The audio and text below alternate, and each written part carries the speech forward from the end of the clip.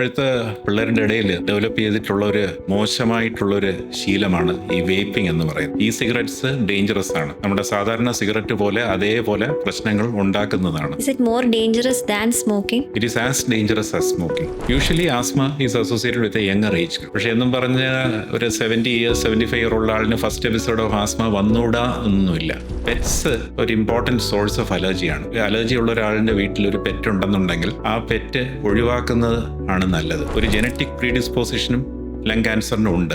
ഫാമിലിയിൽ ആർക്കെങ്കിലും ഒക്കെ ലങ് ക്യാൻസർ ഉണ്ടെന്നുണ്ടെങ്കിൽ ആ tendency to develop lung cancer കൂടുതലായിരിക്കും. ഒമിക്രോൺ റിലേറ്റഡ് ആയിട്ടുള്ള കോവിഡ് ഇൻഫെക്ഷൻ വന്നു കഴിഞ്ഞാൽ അയാൾക്ക് ചിലപ്പോൾ ഒരു 10 പേർക്ക് അഡീഷണലി സ്പ്രെഡ് ചെയ്യാനുള്ള ആ ഒരു പൊട്ടൻഷ്യൽ ഉണ്ട്. ആസ്മ മെഡിസിൻസ് അങ്ങനെ എല്ലാ ആൾക്കാർക്കും അങ്ങനെ ലൈഫ് ലോങ് എടുക്കേണ്ട ആവശ്യമൊന്നും വരാറില്ല. അത് ഒരു തെറ്റിദ്ധാരണയാണ്. ഒരു പനിയൊക്കെ ഉള്ളൊരു കുട്ടിക്ക് ഫാസ്റ്റ് ബ്രീത്തിങ് ഡെവലപ്പ് ചെയ്യാണ്. സാധാരണ ബ്രീത്ത് ചെയ്യുന്നതിനേക്കാളും വളരെ ഫാസ്റ്റായിട്ട് ബ്രീത്ത് ചെയ്യുന്നതായിട്ടൊക്കെ തോന്നുകയാണെങ്കിൽ ചിലപ്പോൾ അതൊരു ന്യൂമോണിയയുടെ ലക്ഷണമാവും.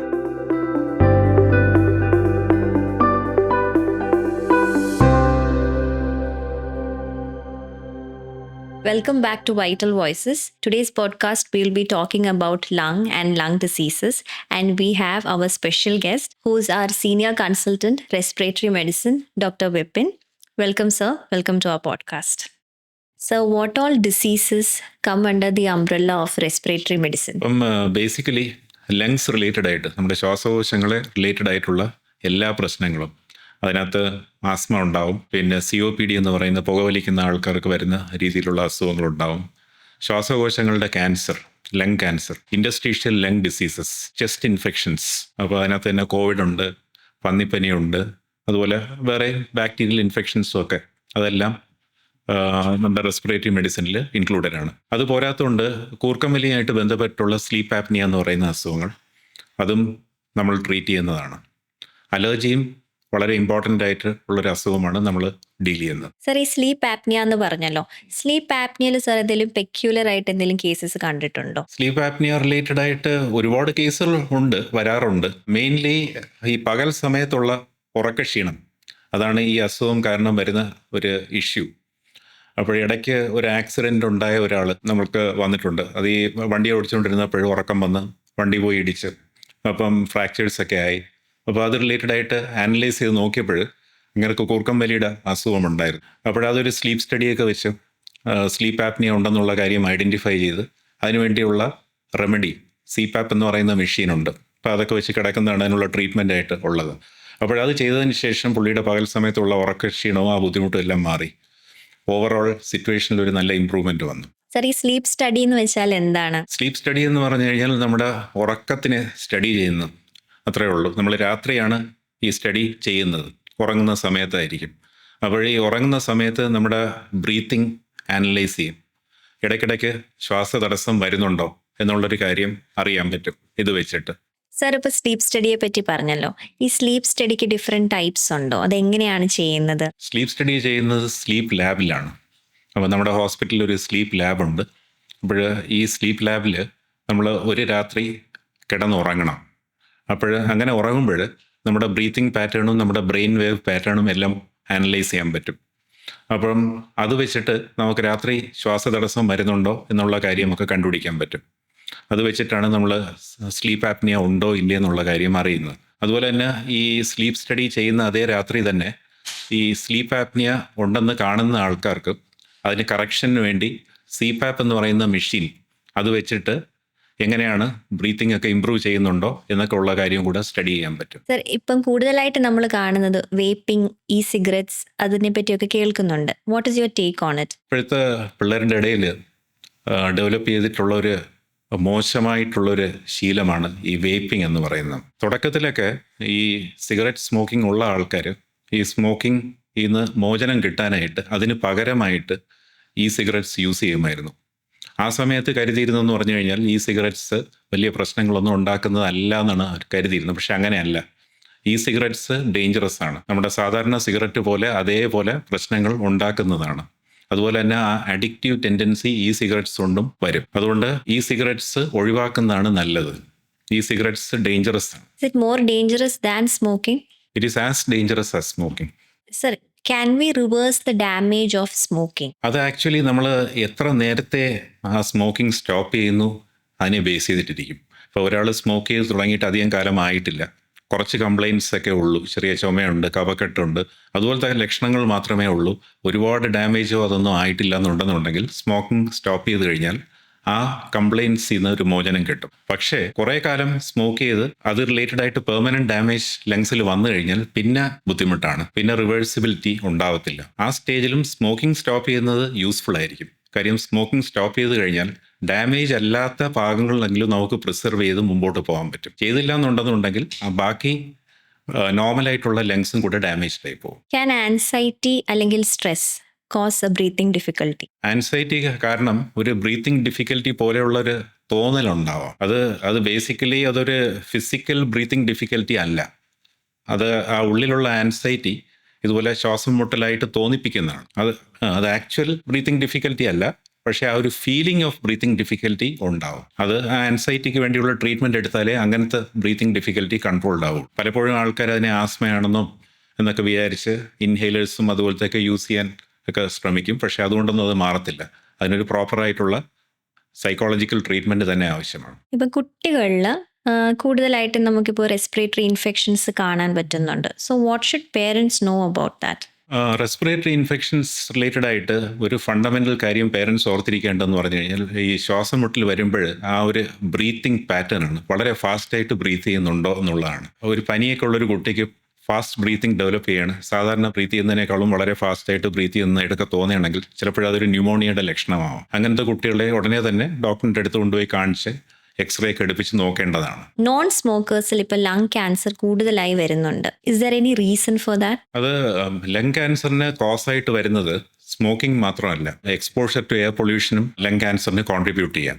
നേരത്തെയൊക്കെ ആണെന്നുണ്ടെങ്കിൽ കൂടുതലും സ്മോക്കിംഗ് റിലേറ്റഡ് ക്യാൻസേഴ്സ് ആയിരുന്നു ഐഡന്റിഫൈ ചെയ്തുകൊണ്ടിരുന്നത്.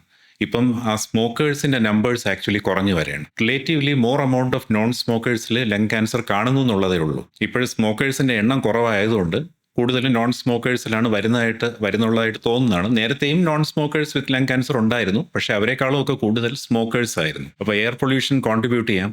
ഒരു ജനറ്റിക് പ്രീഡിസ്പോസിഷനും ലങ് ക്യാൻസറിനും ഉണ്ട്. ഫാമിലിയിൽ ആർക്കെങ്കിലും ഒക്കെ ലങ് ക്യാൻസർ ഉണ്ടെന്നുണ്ടെങ്കിൽ ആ tendency to develop lung cancer കൂടുതലായിരിക്കും. ഈ ലങ് ക്യാൻസർ കൂടുതലായിട്ട് കാണുന്നത് ഏത് ഏജ് ഗ്രൂപ്പിലുള്ളവർക്കാണ്? സാധാരണ കൂടുതൽ പ്രായമുള്ളവർക്കാണ് ലങ് ക്യാൻസർ കാണപ്പെടുന്നത്.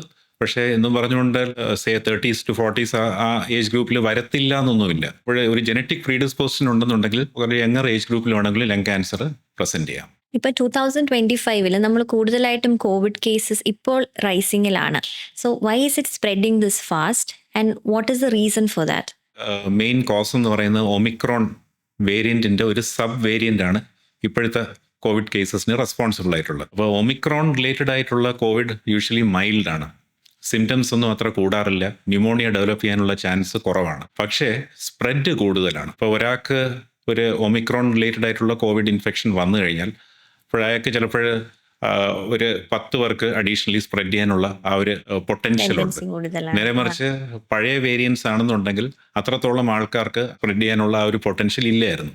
അപ്പോൾ ഈ സ്പ്രെഡ് ഉള്ളതുകൊണ്ടാണ് കൂടുതൽ കേസസിൽ ഇപ്പോഴും കോവിഡ് ഐഡന്റിഫൈ ചെയ്യുന്നത്. രണ്ടാമത്തെ കാര്യം എന്ന് പറഞ്ഞു കഴിഞ്ഞാൽ ഇപ്പോഴും കോവിഡ് ഉണ്ടെന്ന് പറഞ്ഞുകൊണ്ട് കൂടുതൽ നോക്കുന്നുണ്ട്, കൂടുതൽ ടെസ്റ്റ് ചെയ്യുന്നുണ്ട്. അപ്പോഴതുകൊണ്ടാണ് കൂടുതൽ കേസുകൾ ഉള്ളതായിട്ട് അറിയപ്പെടുന്നത്. എന്തൊക്കെ സിംറ്റംസ് ഉള്ളവരാണ് ടെസ്റ്റ് ചെയ്യേണ്ടത്? ഇപ്പോഴത്തെ ഏത് പനിയുള്ള ആളിനും അത് ആ ഇൻഫെക്ഷൻ ഒരു വൈറൽ ഇൻഫെക്ഷൻ കൊണ്ടാവാം, അതൊരു കോവിഡ് ഇൻഫെക്ഷൻ ആവാം. കറൻ്റ്ലി ഒരു വൈറൽ ഇൻഫെക്ഷൻ ഉള്ള ഏതൊരാളിനും കോവിഡ് ഒരു റാപ്പിഡ് ആൻറ്റിജൻ ടെസ്റ്റ് ചെയ്ത് കഴിഞ്ഞാൽ ഉടനെ തന്നെ അറിയാം കോവിഡ് ഉണ്ടോ ഇല്ലേ എന്നുള്ള കാര്യം. അങ്ങനെ അറിഞ്ഞു കഴിഞ്ഞാലുള്ള ഗുണമെന്ന് പറഞ്ഞാൽ വേറൊരാൾക്ക് സ്പ്രെഡ് ചെയ്യുന്നത് പ്രിവെൻറ്റ് ചെയ്യാൻ പറ്റും. അങ്ങനെ നമ്പർ ഓഫ് കേസസിന്റെ എണ്ണം കുറയ്ക്കാൻ പറ്റും. നമുക്ക് എന്തെങ്കിലും വാക്സിൻ അവൈലബിൾ ആണോ ഈ റെസ്പിറേറ്ററി ഇൻഫെക്ഷൻ വരാതിരിക്കാനായിട്ടുള്ള, to prevent the respiratory infection? Respiratory ഇൻഫെക്ഷൻസിന് പ്രധാനമായിട്ട് ഉള്ളത് 2 ഇമ്പോർട്ടൻറ്റ് വാക്സിൻസ് ഉണ്ട്. ഒന്ന് ന്യൂമോകോക്കൽ വാക്സിൻ എന്ന് പറയും. അത് ന്യൂമോകോക്കസ് എന്ന് പറയുന്ന ബാക്ടീരിയം അതുമായിട്ട് ബന്ധപ്പെട്ടുള്ള ന്യൂമോണിയ പ്രിവെൻറ്റ് ചെയ്യാൻ വേണ്ടിയാണ്. രണ്ടാമത് ഉള്ളത് ഫ്ലൂ വാക്സിനാണ്. ഫ്ലൂ വാക്സിൻ വർഷം തോറും എടുക്കാനുള്ള വാക്സിനാണ്. അപ്പോൾ ഓരോ വർഷവും ഫ്ലൂ ഉണ്ടാക്കുന്നത് സ്ട്രെയിൻസിൽ വ്യത്യാസം വരും. അപ്പോൾ അതുകൊണ്ടാണ് ഇയർലി ഫ്ലൂ വാക്സിൻ എടുക്കണമെന്ന് പറയുന്നത്. അപ്പോൾ ഇത് രണ്ടുമാണ് പ്രധാനമായിട്ടുള്ളത്. വെളിയിലുള്ള കൺട്രീസിലൊക്കെ കോവിഡ് വാക്സിനും എടുക്കാറുണ്ട്. നമുക്കിപ്പോൾ കറൻ്റ്ലി കോവിഡ് വാക്സിൻ ഇപ്പോൾ ഇവിടെയൊന്നും അവൈലബിൾ അല്ല. ഇപ്പോൾ നമ്മുടെ യൂഷ്വൽ അഡൽട്ട് വാക്സിനേഷൻ പ്രോഗ്രാംസിൽ കോവിഡ് ഇപ്പോൾ കറൻ്റ്ലി ഇൻക്ലൂഡഡ് അല്ല. അലർജി ടെസ്റ്റ് എന്ന് പറഞ്ഞാൽ എന്താണ്? അലർജി ഉണ്ടാവണമെന്നുണ്ടെങ്കിൽ 2 കാര്യങ്ങൾ വേണം. ഒന്നൊരു ജനറ്റിക് ആയിട്ടുള്ള പ്രീഡിസ്പോസിഷൻ, ഫാമിലി വൈസ് ഒരു അലർജിക് ടെൻഡൻസി ഉള്ള ആൾക്കാർ. രണ്ടാമത്തത് നമ്മുടെ എൻവയൺമെൻറ്റിൽ അലർജി ഉണ്ടാക്കുന്ന കാര്യങ്ങളുമായിട്ടുള്ള കോണ്ടാക്ട്. ഇത് രണ്ടും ഉണ്ടെങ്കിലേ അലർജി ഡെവലപ്പ് ചെയ്യുള്ളൂ. എൻവയൺമെൻറ്റിലുള്ള ആ ഫാക്ടർ ഏതാണെന്ന് ഐഡൻറ്റിഫൈ ചെയ്യാൻ വേണ്ടിയുള്ള ടെസ്റ്റാണ് അലർജി ടെസ്റ്റ് എന്ന് പറയുന്നത്. കോമൺ ആയിട്ട് ഉള്ള എൻവയൺമെൻറ്റൽ ഏജൻസ് എന്ന് പറഞ്ഞാൽ ചെടികളുടെ പോളൻ, ഫംഗസ്, അനിമൽസിൻ്റെ പുറത്തുള്ള ഡാൻഡർ, ഇതൊക്കെയാണ് മെയിനായിട്ടുള്ളത്. അപ്പോൾ ഇതിൻ്റെ ഏതിൽ ഈ കൂട്ടത്തിൽ നിന്ന് ഏതാണ് സ്പെസിഫിക്കലി നമുക്ക് പ്രശ്നം ഉണ്ടാക്കുന്നതെന്ന് അറിയാൻ വേണ്ടിയാണ് അലർജി ടെസ്റ്റ് ചെയ്യുന്നത്. അപ്പോൾ ഈ അലർജി ടെസ്റ്റ് ചെയ്ത് കഴിഞ്ഞാൽ രണ്ട് യൂസസ് ഉണ്ട്. ഒന്ന്, നമുക്കത് ഒഴിവാക്കാൻ പറ്റുന്നതാണെന്നുണ്ടെങ്കിൽ ഒഴിവാക്കാം. രണ്ടാമത്തെ കാര്യം എന്ന് പറഞ്ഞു കഴിഞ്ഞാൽ ഏതൊക്കെയാണ് അലർജി ഉണ്ടാക്കുന്നതെന്നുള്ളത് ഐഡൻറ്റിഫൈ ചെയ്തും അത് വെച്ച് ഒരു വാക്സിൻ പോലത്തെ ഒരു സംഭവം ഉണ്ടാക്കി നമ്മൾ ഇമ്മ്യൂണോ തെറാപ്പി എന്ന് പറയും. അപ്പോൾ അത് തന്ന് നമ്മുടെ ടോളറൻസ് ഇൻക്രീസ് ചെയ്യാണ്. അപ്പോൾ അതിനു വേണ്ടിയും യൂസ് ചെയ്യാം. ആരൊക്കെയാണ് ഈ അലർജി ടെസ്റ്റ് ചെയ്യേണ്ടത്? ആസ്മയുള്ള ആൾക്കാർ, അലർജിക് റൈനൈറ്റിസ്, അതായത് അലർജി കാരണമുള്ള തുമ്മൽ, മൂക്കൊലിപ്പ്, പിന്നെ അതുപോലെ കണ്ണ് ചൊറിച്ചിൽ, തൊണ്ട ചൊറിച്ചിൽ, അങ്ങനത്തെ ഡിഫറെൻ്റ് അലർജിക് സിംറ്റംസ് ഉള്ള ആൾക്കാർ ഈ അലർജി ടെസ്റ്റ് ചെയ്യാമെന്നുള്ളതാണ്, ഐഡൻറ്റിഫൈ ചെയ്യാനായിട്ട് ഏതാണ് സ്പെസിഫിക് അലർജി എന്ന്. അല്ലാതെ തന്നെ അലർജിക്ക് വേണ്ടി ഒരു ട്രീറ്റ്മെൻറ്റ് എടുത്തുകൊണ്ടിരിക്കുന്ന ആൾക്കാർ, ഇപ്പോൾ ഓപ്റ്റിമം ട്രീറ്റ്മെൻറ്റ് ഓൾറെഡി കിട്ടുന്നുണ്ട്. നേസൽ സ്പ്രേ യൂസ് ചെയ്യുന്നു, ഇൻഹേലേഴ്സ് യൂസ് ചെയ്യുന്നു. പക്ഷേ സിംറ്റംസ് ഇപ്പോഴും ഫുള്ളി കൺട്രോൾഡ് അല്ല. ആ ഒരു സാഹചര്യത്തിലും അലർജി ടെസ്റ്റ് ചെയ്ത് ഏതാണെന്ന് ഐഡൻറ്റിഫൈ ചെയ്ത് ഒഴിവാക്കാൻ ഉള്ള ശ്രമം നടത്തണം. ഈ സ്പൈറോമെട്രി എന്ന് പറഞ്ഞാൽ എന്ത് ടെസ്റ്റാണ്? എന്തിനു വേണ്ടി ചെയ്യുന്ന ടെസ്റ്റാണ്? സ്പൈറോമെട്രി ലങ്സിൻ്റെ കപ്പാസിറ്റി നോക്കാൻ വേണ്ടി യൂസ് ചെയ്യുന്ന ടെസ്റ്റാണ്. അപ്പോൾ സ്പൈറോമെട്രി ഏറ്റവും ഇമ്പോർട്ടൻ്റ് ആയിട്ട് യൂസ് ചെയ്യുന്ന ആസ്മ എന്ന് പറയുന്ന അസുഖം ഐഡൻറ്റിഫൈ ചെയ്യാൻ, ഡയഗ്നോസ് ചെയ്യാൻ വേണ്ടിയാണ്. ആസ്മ മാത്രമല്ല, നമ്മുടെ ശ്വാസകോശ സംബന്ധമായിട്ടുള്ള ഒബ്സ്ട്രക്റ്റീവ് എയർവേ ഡിസീസസ് എന്ന് പറയും, ശ്വാസക്കുഴലിനൊക്കെ ചുരുക്കമുണ്ടാക്കുന്ന രീതിയിലുള്ള അസുഖങ്ങൾ. അപ്പോൾ അതൊക്കെ ഏതാണെന്നുള്ള ഐഡൻറ്റിഫൈ ചെയ്യാനായിട്ട് ആസ്മ ഐഡൻറ്റിഫൈ ചെയ്യാൻ പറ്റും. COPD എന്ന് പറയുന്ന അസുഖം ഇത് വെച്ച് കണ്ടുപിടിക്കാൻ പറ്റും. ഇത് അസുഖം ഡയഗ്നോസ് ചെയ്യാൻ മാത്രമല്ല, എത്ര സിവിയർ ആണെന്നുള്ള കാര്യവും ഇത് വെച്ച് അറിയാൻ പറ്റും. അപ്പോൾ ഈ ടെസ്റ്റ് വെച്ച് എത്രത്തോളം ശ്വാസതടസ്സമുണ്ട്, എത്രത്തോളം ചുരുക്കമുണ്ട് ശ്വാസക്കുഴലുകളിൽ, അതും അറിയാൻ പറ്റും. അതുപോലെ ട്രീറ്റ്മെൻറ്റ് നമ്മൾ തുടങ്ങിക്കഴിഞ്ഞാൽ ആ ട്രീറ്റ്മെൻറ്റ് റെസ്പോൺസ് എത്രത്തോളം വരുന്നുണ്ട് എന്നുള്ള കാര്യം ഈ ടെസ്റ്റ് വെച്ച് ഐഡൻറ്റിഫൈ ചെയ്യാൻ പറ്റും. അതുപോലെ തന്നെ ഇപ്പോൾ COPD എന്നൊക്കെ പറയുന്ന അസുഖമുള്ള ആൾക്കാർക്ക് ഈ ടെസ്റ്റ് വെച്ചിട്ട് നമുക്ക് പ്രോഗ്നോസിസ്, മുമ്പോട്ടുള്ള കാര്യങ്ങൾ എങ്ങനെയാണ്, നമ്മൾ എത്ര കാലം മുമ്പോട്ട് പോകുമ്പോഴും നമുക്ക് ശ്വാസം മുട്ടൽ കൂടുതലാവും, അതൊക്കെ ഉള്ള കാര്യങ്ങൾ ഈ ടെസ്റ്റ് വെച്ചിട്ട് ഐഡൻറ്റിഫൈ ചെയ്യാൻ പറ്റും. നമ്മൾ വൺസ് ആസ്മ മെഡിസിൻസ് എടുത്ത് തുടങ്ങിയാൽ അത് ലൈഫ് ലോങ് എടുക്കേണ്ട ആവശ്യമുണ്ടോ? അത് ഒരു തെറ്റിദ്ധാരണയാണ്. ആസ്മ മെഡിസിൻസ് അങ്ങനെ എല്ലാ ആൾക്കാർക്കും അങ്ങനെ ലൈഫ് ലോങ് എടുക്കേണ്ട ആവശ്യമൊന്നും വരാറില്ല. അത് നമ്മൾ എത്ര നേരത്തെയാണ് പ്രോപ്പറായിട്ടുള്ള മെഡിസിൻസ് എടുക്കുന്നുള്ള അനുസരിച്ചിരിക്കും. അപ്പോൾ ട്രീറ്റ്മെൻറ്റ് ഇപ്പോഴീ കംപ്ലയിൻസ് തുടങ്ങുന്ന സമയത്തെ പ്രോപ്പറായിട്ട് ഒരു ചെസ്റ്റ് ഫിസിഷ്യനെ കാണിച്ച് അതിനുവേണ്ടിയുള്ള സ്പൈറോമെട്രി ടെസ്റ്റൊക്കെ ചെയ്തു എത്രമാത്രം ഒബ്സ്ട്രക്ഷൻ ഉണ്ടെന്ന് നോക്കി പ്രോപ്പറായിട്ടുള്ള ഇൻഹേലർ കറക്റ്റ് ഡോസിൽ റെഗുലറായിട്ട് എടുക്കേണ്ടതുണ്ടെങ്കിൽ തുടക്കത്തിലുള്ള സ്റ്റേജിൽ അത് കൺട്രോൾ ചെയ്യാം. അതിൻ്റെ ഡോസ് കുറച്ച് കൊണ്ടുവന്ന് സ്റ്റോപ്പ് ചെയ്യാനും പറ്റും. So what are the signs of a poor lung health? മെയിനായിട്ട് ചുമ, ശ്വാസം മുട്ടൽ, നമ്മുടെ ലങ്സ് എന്തെങ്കിലും ഒരു അസുഖം കാരണം ഇൻവോൾവ് ആണെന്നുള്ളതിൻ്റെ ലക്ഷണങ്ങളാണ്. ചുമയുണ്ട്, കഫക്കെട്ട്, ശ്വാസം മുട്ടൽ, നെഞ്ചുവേദന, മഞ്ഞ നിറത്തിലുള്ള കഫം, പനി, ഇതെല്ലാം ഉണ്ടാവാം. പക്ഷെ എന്ന് പറഞ്ഞുകൊണ്ട് ഇതെല്ലാം ഉള്ള എല്ലാ ആൾക്കാർക്കും ലങ്സിൻ്റെ ഇൻവോൾവ്മെൻറ്റ് ഉണ്ടെന്നല്ല. പക്ഷെ ഇതൊക്കെയാണ് കോമൺ ആയിട്ട് കാണുന്നത്. അപ്പോൾ ഇങ്ങനെയുള്ള ഒരാളിന് നമ്മൾ എക്സ്റേ എടുക്കുമ്പോൾ എന്തെങ്കിലും സ്പെസിഫിക് ആയിട്ടുള്ള പ്രശ്നം ഉണ്ടോ എന്നുള്ള കാര്യം കണ്ടുപിടിക്കാൻ പറ്റും. എക്സ്റേ വെച്ച് അറിയാത്ത കാര്യങ്ങൾക്ക് വേണ്ടി ചിലപ്പോൾ CT സ്കാൻ എടുക്കേണ്ടി വരും. അതുപോലെ ലങ് കപ്പാസിറ്റി മെഷർ ചെയ്യാനായിട്ട് സ്പൈറോമെട്രി എന്ന് പറയുന്ന ടെസ്റ്റ് ഉണ്ട്. അപ്പോൾ ഇത് ചെയ്ത് കഴിഞ്ഞാൽ നമ്മുടെ ലങ്സിൻ്റെ കപ്പാസിറ്റി എത്ര ഉണ്ട്, ശ്വാസക്കുഴലിൻ്റെ ചുരുക്കം എത്രയുണ്ട്, അതിനുവേണ്ടി എന്ത് ട്രീറ്റ്മെൻറ്റ് ചെയ്യണം, എത്ര കാലം ട്രീറ്റ്മെൻറ്റ് ചെയ്യണം, ഏത് ഡോസിൽ മരുന്ന് എടുക്കണം, ഇതെല്ലാം അറിയാൻ പറ്റും. നമ്മുടെ ലങ്സ് എങ്ങനെ നമുക്ക് ഹെൽത്തി ആയിട്ട് മെയിൻറ്റെയിൻ ചെയ്യാൻ പറ്റും? നമ്മുടെ ലങ്സിൻ്റെ ഒരു പ്രോബ്ലം എന്ന് പറഞ്ഞു കഴിഞ്ഞാൽ ലങ്സ് എപ്പോഴും നമ്മുടെ എൻവയൺമെൻറ്റുമായിട്ട് കണക്റ്റഡ് ആണ്. നമ്മുടെ മൂക്കിൽ കൂടെയും വായിൽ കൂടെയും നമ്മുടെ എൻവയൺമെൻറ്റിലുള്ള എല്ലാ കാര്യങ്ങളും അകത്ത് ലങ്സിനകത്തോട്ട് പോകും. അപ്പോൾ എൻവയൺമെൻറ്റിലുള്ള ഇഷ്യൂസാണ് നമ്മുടെ ലങ് ഹെൽത്തിനെ ബാധിക്കുന്നത്.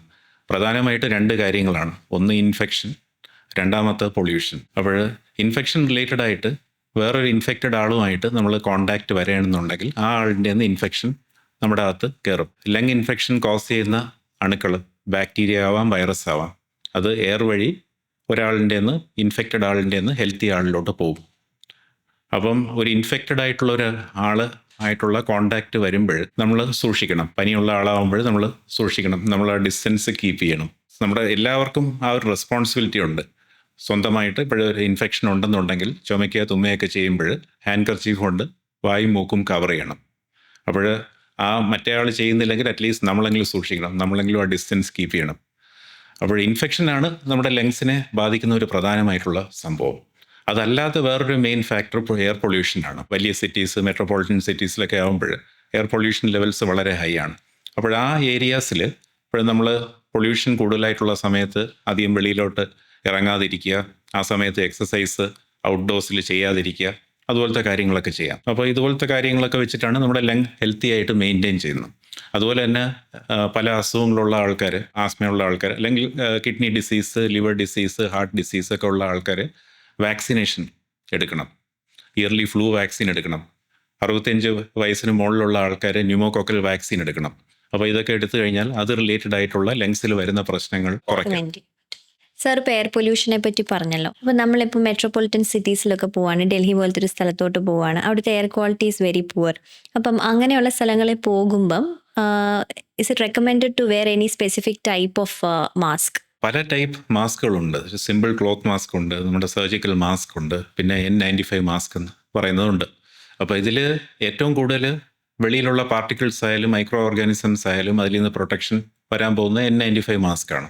പക്ഷേ N95 മാസ്ക് കുറെ കൂടെ ടൈറ്റ് ആയിട്ടുള്ള മാസ്ക് ആയിരിക്കും, കുറെ കൂടെ എന്താ പറയുക അൺകംഫർട്ടബിൾ ആയിട്ടുള്ള മാസ്ക് ആയിരിക്കും. അപ്പം എന്താ പറയുക N95 അതുപോലത്തെ മാസ്കുകൾ വെച്ച് കഴിഞ്ഞാൽ കൂടുതൽ പ്രൊട്ടക്ഷൻ കിട്ടും. അപ്പോൾ എന്നും പറഞ്ഞാൽ മറ്റേ മാസ്ക് വെച്ച് കഴിഞ്ഞാൽ പ്രൊട്ടക്ഷൻ കിട്ടൂലെന്നല്ല, ഇതിൻ്റെ അത്ര ആവില്ലെന്നേ ഉള്ളൂ. പക്ഷെ ഒന്നും വെക്കാത്തതിനേക്കാളും നല്ലതല്ല എന്തെങ്കിലും മാസ്ക് വെക്കുന്നു. സാർ ഇപ്പോൾ നമ്മൾ പറഞ്ഞല്ലോ നമ്മൾ ഒമിക്രോൺ വേരിയൻറ്റ് വന്നു, ഇപ്പോൾ കോവിഡിന് ഇനി സ്പെസിഫിക് മാസ്ക് ഉണ്ടോ, എന്തെങ്കിലും അത് റെക്കമെൻഡ് ചെയ്യുന്നുണ്ടോ? മുമ്പ് കോവിഡിലൊക്കെ ഉണ്ടായിരുന്ന പോലെ തന്നെയാണ് ഇപ്പോഴും. അതായത് ഏറ്റവും കൂടുതൽ പ്രൊട്ടക്ഷൻ കിട്ടുന്ന N95 മാസ്ക് ആണ്. N95 മാസ്ക് വെയർ ചെയ്യുന്ന കംഫർട്ടബിൾ ആണെന്നുണ്ടെങ്കിൽ അത് തന്നെയാണ് പ്രിഫറബിൾ. സർ, എന്തൊക്കെ ഫാക്ടേഴ്സ് ആണ് അലർജീനെ ട്രിഗർ ചെയ്യുന്നത്? കോമൺ ആയിട്ട് പ്ലാൻ പോളൻ ആണ് ഈ സീസണൽ അലർജി ട്രിഗർ ചെയ്യുന്നത്. അതുപോലെ തന്നെ പ്ലാൻ പോളൻ റിലേറ്റഡ് ആയിട്ട് അലർജി വരുമ്പോൾ അത് മൂക്കിൻ്റെ സിംറ്റംസ്, പിന്നെ കണ്ണിനകത്തുള്ള കണ്ണ് ചൊറിച്ചിൽ, തൊണ്ട ചൊറിച്ചിൽ, അതുപോലെ ശ്വാസം മുട്ടലും ഉണ്ടാക്കാം. ഈ മൾട്ടിപ്പിൾ ഏരിയാസിൽ ഇൻവോൾവ്മെൻറ്റ് വരുമ്പോൾ യൂഷ്വലി ചെടികളുടെ പോളൻ ആവാൻ നല്ല സാധ്യതയുണ്ട്, പ്രത്യേകിച്ചും സീസണലാവുമ്പോൾ. അതല്ലാതെ തന്നെ ഫംഗസ്, പിന്നെ അനിമൽസിൻ്റെ പുറത്തുള്ള ഡാൻഡർ, പെറ്റ്സ് വളരെ ഒരു ഇമ്പോർട്ടൻറ്റ് സോഴ്സ് ഓഫ് അലർജിയാണ്. പെറ്റ്സ് എന്ന് പറയുമ്പോൾ പ്രധാനമായിട്ടും ഡോഗ്, കാറ്റ്, ബേർഡ്സ്. വീട്ടിലൊക്കെ ലവ് ബേർഡ്സ് വയ്ക്കുന്ന ആൾക്കാരുണ്ട്. അതൊക്കെ പൊട്ടൻഷ്യൽ സോഴ്സസ് ഓഫ് അലർജിയാണ്.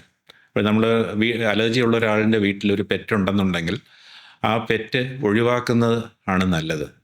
ഒഴിവാക്കി കഴിഞ്ഞാൽ പോലും it will take at least 6 months ആ പെറ്റിൻ്റെ പുറത്തുണ്ടായിരുന്ന അലർജൻസ് എല്ലാം വീട്ടിൽ നിന്ന് ഒഴിവാകാൻ ആയിട്ട് ഒരു 6 മാസമെങ്കിലും സമയം പിടിക്കും. അപ്പോൾ ഇതല്ലാതെ തന്നെ എയർ പൊല്യൂഷൻ ട്രിഗർ ചെയ്യാം. അലർജി ഉള്ള ഒരാളിന് പൊല്യൂഷൻ എക്സ്പോഷർ ഉണ്ടെന്നുണ്ടെങ്കിൽ ശ്വാസം മുട്ടൽ ട്രിഗർ ചെയ്യാം. പിന്നെ സ്മോക്ക്, ബേണിംഗ് വേസ്റ്റ്, ഇപ്പം നമ്മുടെ വീട്ടിൻ്റെ വെളിയിൽ പ്ലാസ്റ്റിക് ഒക്കെ ഇട്ട് കത്തിക്കുന്നു.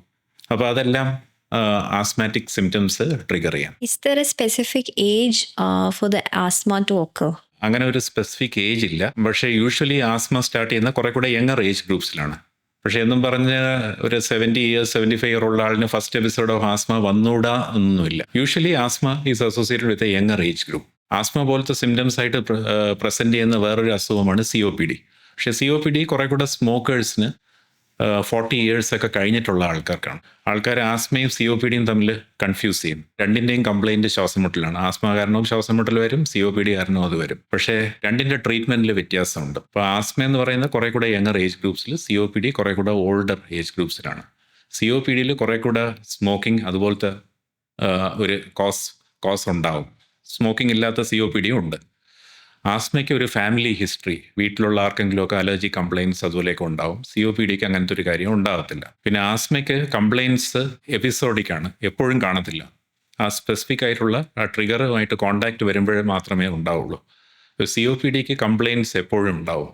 ശ്വാസം മുട്ടൽ എല്ലാ ദിവസവും കാണും. ഇതിന്റെ ട്രീറ്റ്മെന്റ് മൊഡാലിറ്റീസ് ഡിഫറെൻ്റ് ആണോ? അതിൻ്റെ ട്രീറ്റ്മെൻറ്റ് മൊഡാലിറ്റീസിലും വ്യത്യാസമുണ്ട്. ഇപ്പോൾ ആസ്മ രണ്ടിലും ഇൻഹേലേഴ്സ് യൂസ് ചെയ്ത് ട്രീറ്റ് ചെയ്യും. പക്ഷേ ഇൻഹേലേഴ്സിനകത്തുള്ള കണ്ടൻറ്റ് അതെങ്ങനെ ആണ് വരുന്നതെന്നുള്ളത് രണ്ടിലും ഡിഫറെൻ്റ് ആണ്. ചെറിയ വ്യത്യാസങ്ങൾ അതിൻ്റെ ട്രീറ്റ്മെൻറ്റിലുണ്ട്. അതുപോലെ എല്ലാ ടൈപ്പ് മെഡിസിൻസും രണ്ടിനും യൂസ് ചെയ്യാൻ പറ്റത്തില്ല. ആസ്മയ്ക്ക് മാത്രമായിട്ട് യൂസ് ചെയ്യുന്ന കാര്യങ്ങളുണ്ട്, COPDക്ക് വേണ്ടി യൂസ് ചെയ്യുന്ന കാര്യങ്ങളുണ്ട്. അതുപോലെ ആസ്മയിലാണ് ഈ ട്രിഗേഴ്സ് ഒഴിവാക്കുന്ന അതുപോലത്തെ കാര്യങ്ങളൊക്കെ വരുന്ന കൂടുതലും ആസ്മയിലാണ്. സർ, നമ്മുടെ വീട്ടിൽ AC ഇടുന്നതാണോ അതോ ഫാൻ ഇട്ട് കിടക്കുന്നതാണോ better for an asthmatic patient? അപ്പോൾ നമ്മൾ ഓർത്തിരിക്കേണ്ട കാര്യം എന്ന് പറഞ്ഞു കഴിഞ്ഞാൽ എല്ലാ ആസ്മാറ്റിക് പേഷ്യൻസിനും ഒരേപോലത്തെ ട്രിഗേഴ്സ് ആവത്തില്ല. ചില ആസ്മാറ്റിക് പേഷ്യൻസിന് ഡ്രൈ എയർ ആണ് കൂടുതൽ പ്രോബ്ലം ഉണ്ടാക്കുന്നത്. വേറൊരു ഗ്രൂപ്പിന് ഹ്യൂമിഡ് എയർ ആണ് കൂടുതൽ പ്രോബ്ലംസ് ഉണ്ടാക്കുന്നത്.